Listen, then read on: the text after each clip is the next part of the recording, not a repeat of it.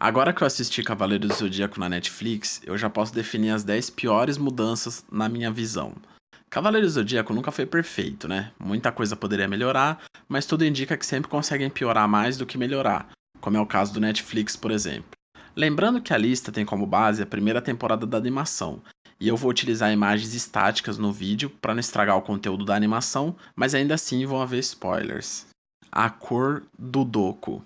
Essa é a mudança mais boba que eles fizeram, mas é algo inofensivo que não tem sentido você alterar. Ainda assim, eles entenderam que seria mais benéfico deixar a pele dele com a cor similar à da pele de um humano, ao invés do tradicional mestre ancião da cor roxa, que a gente tinha no clássico.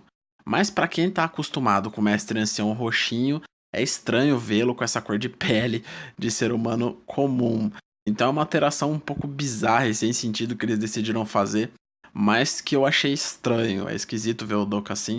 E não precisavam ter alterado, né? Até porque o fato dele ser esse baixinho raquítico, né? O mestre ancião ser um baixinho raquítico, todo esquisito, com aparência de velho, já diz muito que o personagem não é algo comum. Então não tem por que alterar a cor dele de roxo para cor de pele, já que afinal de contas ele vai ser esquisito do mesmo jeito. Não vai ser a cor da pele que vai mudar a esquisitice dele. Então eles tentaram amenizar, né, a esquisitice ao mudar o tom da pele, o que é uma bobagem. Os nomes diferentes. Isso mesmo, entre as diversas alterações nessa reformulação que eles fizeram, optaram por mudar os nomes dos cavaleiros. Então agora o Shiryu se chama Long, o Seiya continua Seiya, a Seika é Patrícia, a Saori se chama Siena e o Shun é Shawn, porque agora é mulher, né? O Ikki é Nero e além de outras alterações de nomes, o Yoga se chama Magnus. É muito esquisito você chamar esses personagens tradicionais que, pra quem assistiu o clássico, já tá tão acostumado, né, com os nomes originais deles, e ver no Netflix esses nomes totalmente esquisitos e diferentes. Como, por exemplo, Shiryu se chama Long. Por que Long? Talvez por causa do cabelo dele que seja longo. É simplesmente muito estranho. Eu não sei por que eles decidiram alterar esses nomes. Provavelmente nessa tentativa de angariar um público ou fazer com que Cavaleiros do Zodíaco tenha sucesso nos Estados Unidos e na Europa, eles tenham tentado adaptar esses nomes para ver se encaixava melhor com o público. Enfim, ficou esquisito, descaracterizou completamente. As armaduras se tornando pingentes. Esse já é um problema antigo, né? Que Cavaleiros do Zodíaco teve com o lançamento de Cavaleiros do Zodíaco Ômega, que na minha opinião é a pior animação dos Cavaleiros do Zodíaco. Consegue ser pior do que esse Cavaleiros do Zodíaco da Netflix, em que basicamente as armaduras que antes ficavam sempre na caixa de Pandora, né? Que era uma caixa gigante que os cavaleiros carregavam nas costas, agora se transformam em um pingente que dá para o cavaleiro colocar no pescoço para facilitar o transporte. Logisticamente falando, óbvio do que é mais fácil mesmo você ter o pingente para transporte do que você carregar uma caixa de Pandora nas costas, né?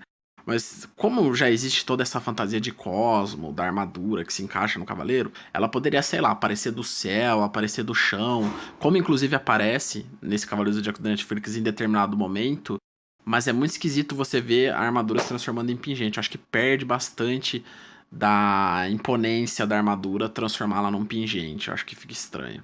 A Guerra Galáctica.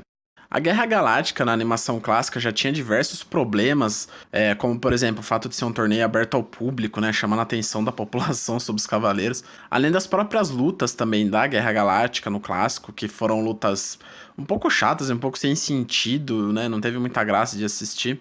Exceto, é claro, a luta do Seiya contra o Shiryu, que realmente foi uma luta muito boa. Mas, no geral, deixava tudo a desejar nesse começo de Cavaleiros do Zodíaco. E, infelizmente, no Netflix eles conseguiram piorar bastante o ambiente que é realizado essa Guerra Galáctica. Porque, por incrível que pareça, né, apesar de ser esquisito você realizar a Guerra Galáctica para um público de seres humanos, né, normais ali, animados e tudo, como se fosse uma luta de UFC, dessa vez ela é realizada num bunker da Saori, quer dizer, Siena, da Siena, num bunker da Siena, né, da Atena, no caso. Ela tem um bunker e eles realizam essa luta dentro de um bunker escuro, basicamente. As lutas são bem rápidas ali dentro do bunker. Isso é bem esquisito de ver, assim, eles os cavaleiros escondidos lutando entre si, né? Cavaleiros Negros. Os Cavaleiros Negros no clássico, eles também tinham diversos problemas, como por exemplo, serem iguais aos protagonistas e não ter uma origem bem explicada corretamente. Mas no Netflix eles decidiram piorar ainda mais, né? Fazendo com que os Cavaleiros Negros agora usem armaduras tecnológicas e essas armaduras têm a capacidade de absorver ataques cósmicos. Então, além de absorver ataques cósmicos, elas ainda conseguem contra-atacar como se fosse com um cosmo, com ataques especiais de cosmo relacionadas a essas armaduras negras. É muito esquisito, eles não deveriam ter feito isso.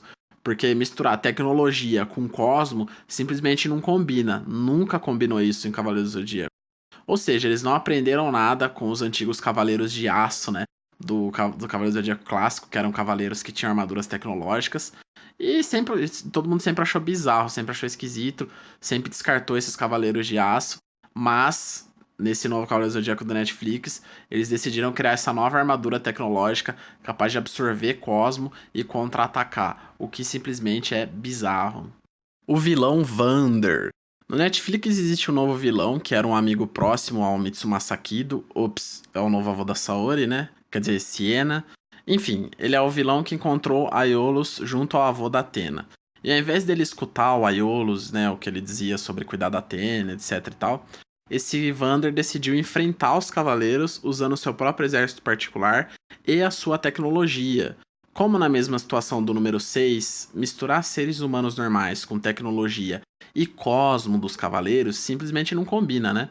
Sendo que poderiam facilmente ter criado um vilão que fosse de fato um cavaleiro, ou até mesmo eles poderiam ter utilizado o Ikki, que já serve como um vilão inicial, de uma maneira diferente, né? Talvez com propósitos diferentes, ou com um exército de cavaleiros negros, enfim.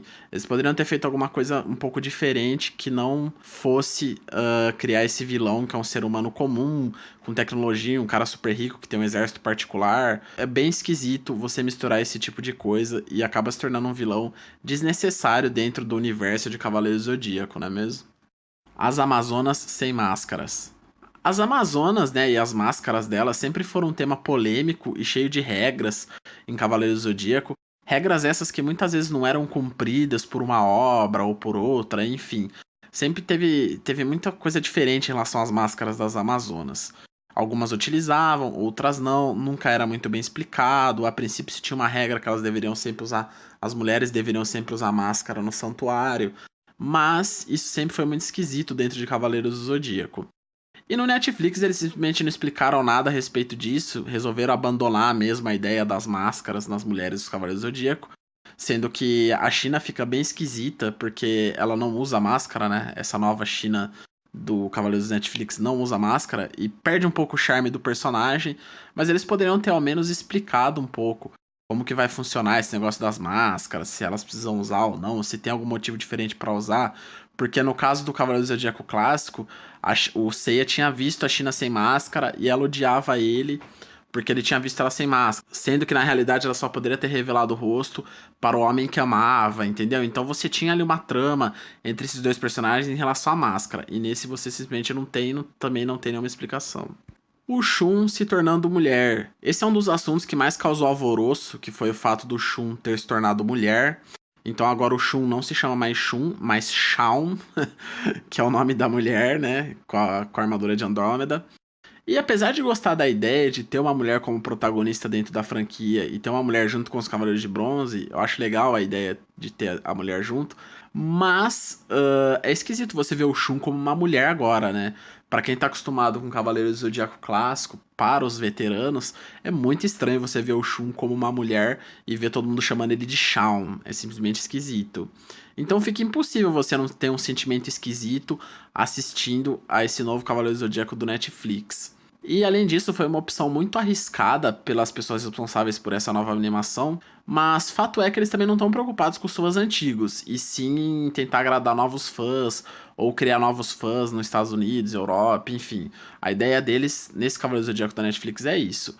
Mas não tem como negar que Cavaleiro do Zodíaco tem uma fanbase antiga, né? Principalmente do Brasil e de outros países da América do Sul.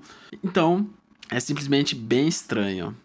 A falta de sangue. Quer dizer, vamos deixar uma coisa clara. Eu não sou nenhum tipo de maníaco ou lunático que gosta de ficar vendo sangue, ou gosta de, sei lá, ver membros cortados fora, e nada do tipo. É que faz parte de uma luta até a morte que o sangue surja em algum momento ou outro. Algo que simplesmente foi cortado de Cavaleiros do Zodíaco da Netflix e deixa muito a desejar, né? Considerando que a animação já lembra um jogo infantil. E o fato de não ter sangue torna tudo ainda mais artificial e passa a impressão que as lutas entre os cavaleiros são de mentira, entendeu? Além disso, o clássico, ele tinha muitas cenas de sangue, assim, né? Que para mostrar o drama dos cavaleiros ali, o quanto eles sofriam, eles mostravam umas cenas até fortes, assim, dos cavaleiros sangrando, tipo, litros de sangue. Então é esquisito você ver nessa novo Cavaleiro do Zodíaco que não tem sangue, né? Os cavaleiros mesmo não sangram, eles não. Porque deixa de passar aquela sessão de sofrimento que acabava acontecendo com eles. Então é muito estranho você ver Cavaleiros do Zodíaco sem ter um pingo de sangue, sem ter absolutamente nada. Eles optaram por não colocar sangue, talvez pela questão de ser voltado a um público mais infantil, mas é esquisito o Cavaleiro do Zodíaco sem sangue, é simplesmente bizarro. A falta de dramatização. O drama sempre fez parte de Cavaleiros do Zodíaco e, como tal, tem muita importância para que a cena traga emoção para quem estiver assistindo. Mas no Netflix eles simplesmente decidiram deixar qualquer drama de lado, já que a animação é bem corrida e não gosta de perder muito tempo com a dramatização, algo que certamente vai afetar a experiência para o lado negativo como um todo, né? O Netflix ele deveria ter aprendido com outros fracassos da franquia e não retirar elementos essenciais da experiência de assistir uma luta entre os cavaleiros até a morte. Então, o drama vai fazer muita falta e logo nessa primeira temporada eu já senti bastante falta daquela dramatização. Você pode notar isso principalmente logo na luta entre o Seiya e o Shiryu, que no clássico você tem todo um drama cercando, né? Que o coração do dragão para e tal. Então tem todo um drama em volta disso. Nessa animação do Netflix você não tem drama nenhum, né? É tudo muito mais rápido, tudo mais simplificado, até porque são poucos episódios. Então isso acaba fazendo falta na experiência. Com certeza faz muita falta. Eu desejo muito sucesso para essa animação do Netflix e espero que, conforme eles estão mudando as coisas, eles acabem também mudando esses pontos negativos, né? Principalmente em relação ao sangue, à dramatização, que vão fazer diferença para que se torne interessante. É isso aí.